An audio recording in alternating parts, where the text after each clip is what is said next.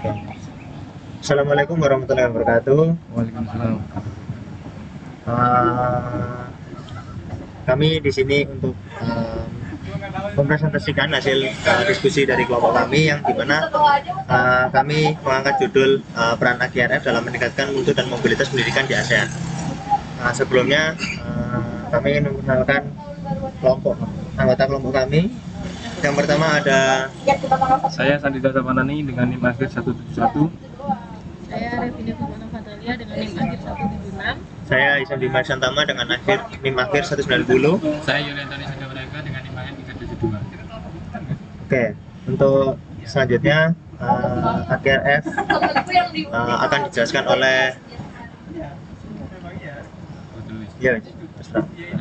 Untuk di bagian ASEAN Qualification Reference Framework atau AQRF itu menunjuk pada kerangka acuan kualifikasi ASEAN adalah kerangka acuan umum yang memungkinkan perbandingan kualifikasi pendidikan di seluruh ASEAN Member State AFS yang berpartisipasi.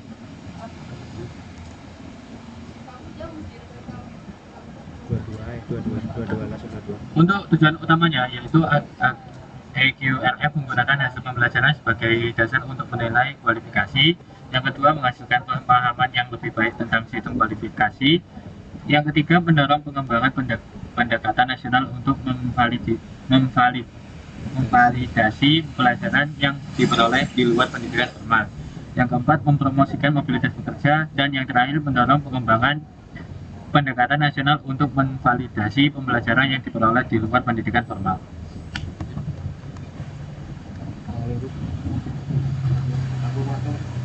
Langsung mas, langsung. Ruang lingkup. Yang pertama, AGRF dikembangkan berdasarkan pemahaman yang disepakati antara AFS, sifat kerangka kerja dari pengaruh netral pada NQF atau National System Kualifikasi. Tidak mengharuskan suatu negara untuk mengubah atau menyesuaikan sistem kualifikasi nasionalnya. Yang kedua, keterlibatan terhadap AGRF dilakukan secara sukarela dan suatu negara dapat memutuskan kapan melakukannya.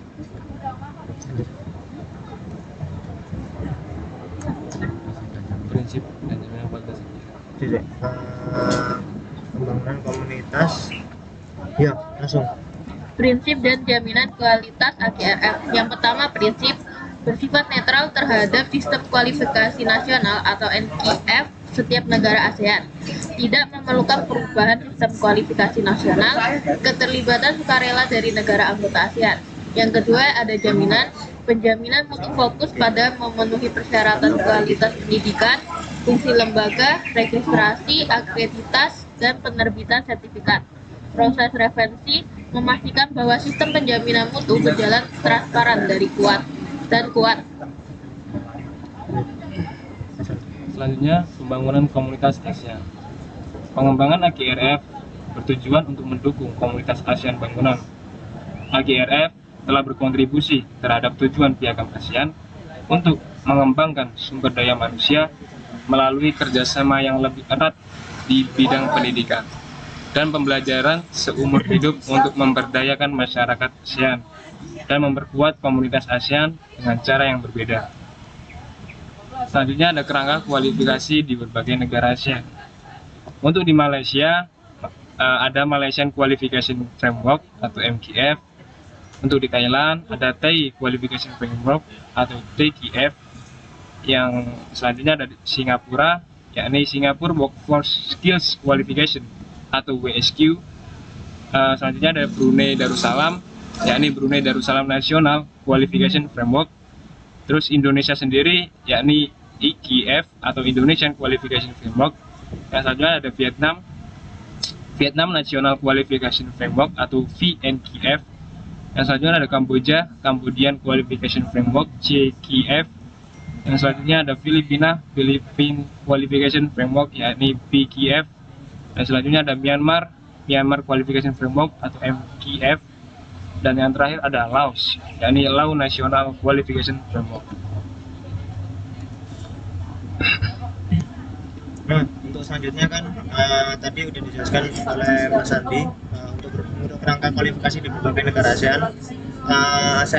Kami ambil contoh satu itu Indonesian Qualification Framework. Nah, di sana terdapat beberapa level yang di mana ada 9 level. Yang pertama itu level 1 untuk elementary atau junior high school. Jadi levelnya hanya untuk level SD atau level SD sampai level SMP. Nah, yang kedua ada level vocational high school, vocational senior high school. Nah, yang untuk tingkatan kedua itu menuju pada tingkatan SMA. Nah, terus yang ketiga itu baru masuk ke diploma. Tetapi Indonesia mengambil untuk di tingkat level yang ketiga itu adalah diploma 1. Nah, yang tingkat keempat diploma 2, tingkat kelima diploma 3. Nah, tingkat keenam itu sarjana atau diploma 4. Nah, untuk tingkatan yang ketujuh itu terdapat profesional, yaitu bisa dibilang S2 atau ya bisa dibilang orang yang telah lulus S1 atau sarjana itu bisa dikatakan sebagai profesional. Nah, untuk yang tingkatan ke-8 baru masuk ke spesialis, yang dimana itu pendidikan ditempuhnya dengan cara melalui S2. Nah, yang ketiga adalah subspesialis. Yang terakhir sendiri itu menuju puncak, yang dimana bisa dikatakan sebagai para profesional yang menempuh pendidikannya melalui S3. Nah, untuk qualification framework yang ada di negara lain itu berbeda-beda, sedangkan yang kami dapat itu dari National Qualification Framework itu dari ASEAN hanya terdapat 8 level, tapi itu bisa dipecah untuk berbagai negara. Jadi ada yang bisa mengerucut, tapi ada yang bisa meluas, seperti itu. Contohnya di Indonesia sendiri itu dari 8 level itu menjadi 9 level, seperti itu. Lanjut. Nah, apakah Indonesia gagal dalam menerapkan EQRF? Nah, menurut sumber-sumber yang sudah kami baca, itu Indonesia bisa dikatakan tidak gagal, tapi belum maksimal untuk menerapkan EQRF di Indonesia. Begitu. Nah, beberapa faktor yang bisa mempengaruhi adalah yang pertama pasti SDM, karena kita ketahui Indonesia juga mempunyai banyak penduduk yang memang tidak bisa atau susah untuk memeratakan pendidikan, seperti itu. Nah, terus kualitas pendidikan dan pelatihan juga bisa mempengaruhi, karena tenaga kerja pendidik itu sedikit, dan daerah-daerah yang belum merasakan pendidikan itu masih banyak di Indonesia. Lalu ada regulasi dan kebijakan, pastinya itu berasal dari pemerintah yang memang rakyat sendiri pun tidak bisa mengontrol untuk regulasi dan kebijakan dari pemerintah sendiri untuk standarisasi kualifikasi di Indonesia sendiri, seperti itu. Lanjut.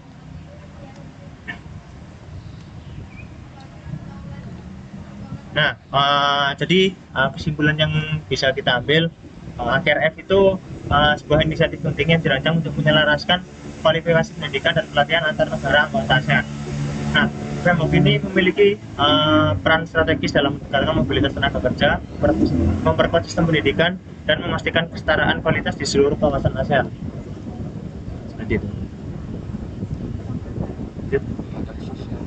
Oke, terima kasih untuk atas waktunya. Bila dari kami ada salah kata, mohon dimaafkan. Kami tutup. Wassalamualaikum warahmatullahi wabarakatuh.